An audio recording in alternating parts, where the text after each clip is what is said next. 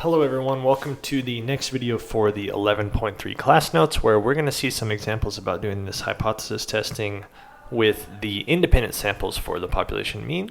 And we have an example here. I'm just jumping to this example because it's nicely contained on a single page and I won't have to keep switching back and forth.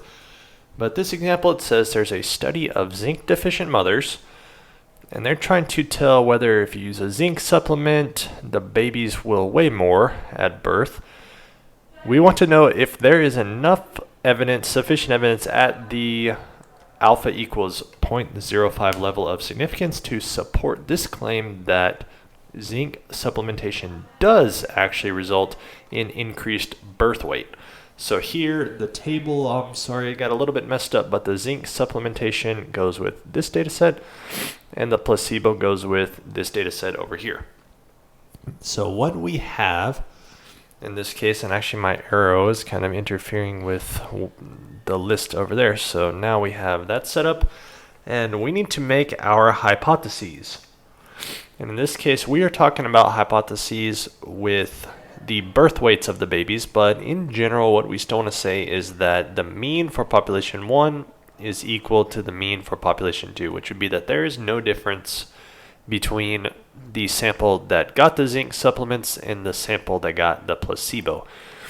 And then for the alternative hypothesis, we're trying to test the claim that zinc supplementation will actually increase the birth weight. So we want the mean for the group that got the zinc supplement, which is mean 1, we want to test whether that's greater than the mean for population 2 that just got the placebo.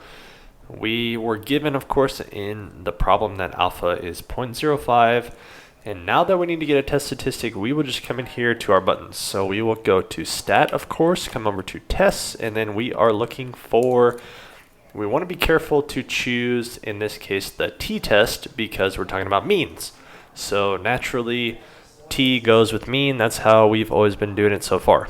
And now we don't actually have data in this case. We have the stats are given to us for all of these two samples. So the mean for the first population, it gives us the mean weight is 3,214 grams. It gives us a standard deviation for those people is 669. And then the sample size is important, of course, is 294. And then we would come in here for population 2 and get those data points put in there. So we have not the data points, but the stats themselves. We got a 728 gram standard deviation, and then the sample size in this case was 286. And we're checking whether mean 1 is greater than mean 2. Here for pooled, to be honest, I'm not sure what the pooled one does, but we just want to say no. That's how we're going to do it. It's not pooled particularly. And we come up with a test statistic there goes 2.16. Maybe I will go 69 like this one. The p-value, which is here, goes 0.015. We can just round it there. Our alpha level was 0.05 and our p-value was much less. So we have found out that we should, in this case, of course, if the p-value is less than the level of significance, that means it was less probable to get such a result if the null hypothesis were true. And so in this case, we will reject. Of course, always we check the p-value against the alpha value, and if it's less, we reject. If it's more, then we do not reject. So what we will say is that there is sufficient evidence to conclude. And what are we concluding? Apparently, taking the zinc supplement, it appears, based on this one study, that there is sufficient evidence to conclude that zinc supplementation, not zinc, but zinc rather, supplementation does result in the increased birth weight. And so That is a successful study. And we're going to carry on because we will see, just like we did in the previous chapters, we will see that it is possible to test hypotheses of these sort using confidence intervals. Now, when we do the confidence interval for the independently chosen samples, what we're doing is we're not going to make a list 3 where we have kind of the data for list 1, the data for list 2, and then we find a difference, because there's no guarantee, as we saw with this example that we just saw, there's no guarantee that actually the samples have the same size. So it might not be possible to find differences if you've got more data points in one list than the other. There's going to be some sad data points that don't have a partner to even have a difference with anybody.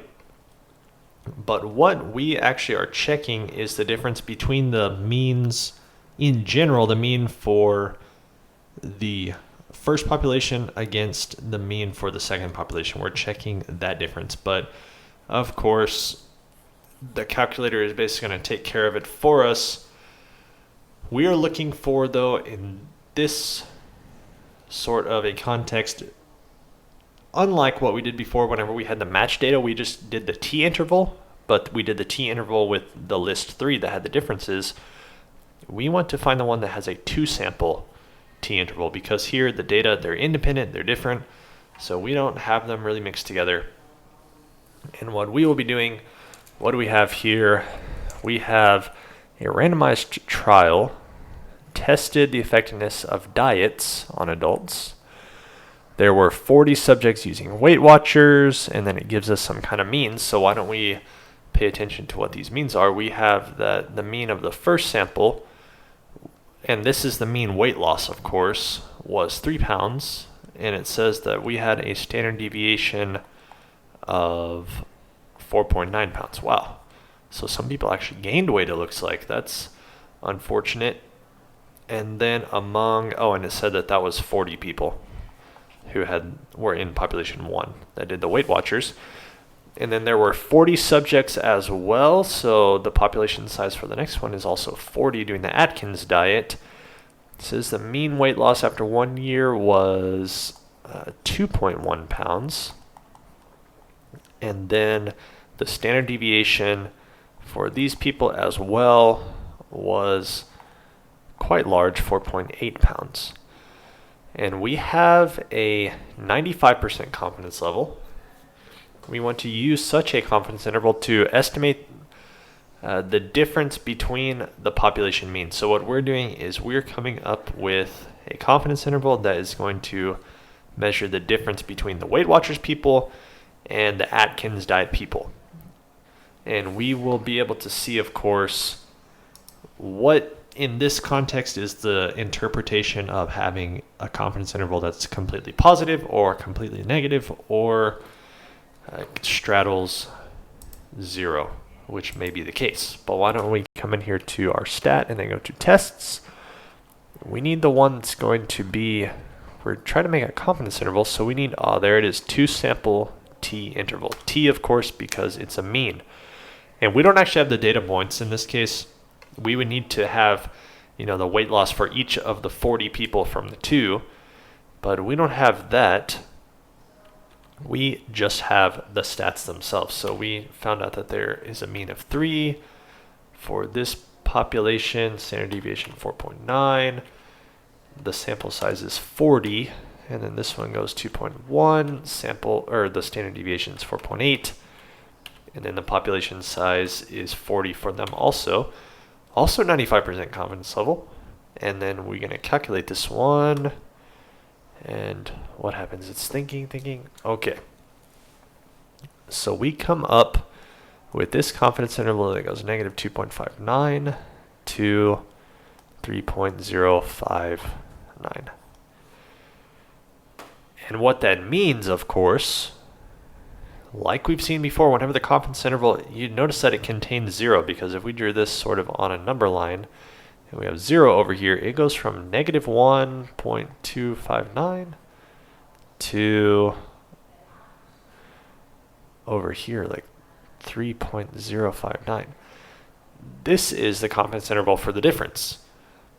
So it is possible that the people on Weight Watchers lost more, which would be if we're in the positive side, or maybe the Weight Watchers people lost less than the Atkins, or it is very possible at our confidence level that actually they might have lost the same. And since we cannot tell what conclusion we could draw because this confidence interval contains 0, we should say in response to this one, does there appear to be a significant difference? We have to say maybe at 95%, or I should say not at, but with confidence intervals, we like to say we are 95% confident that there is no difference, or that it even is better that there may be no difference between the two weight loss programs. So in one word, no, there does not appear to be a significant difference. We're not able to tell, but that's how the confidence interval goes. I hope that this is helpful for you all, and thank you for watching.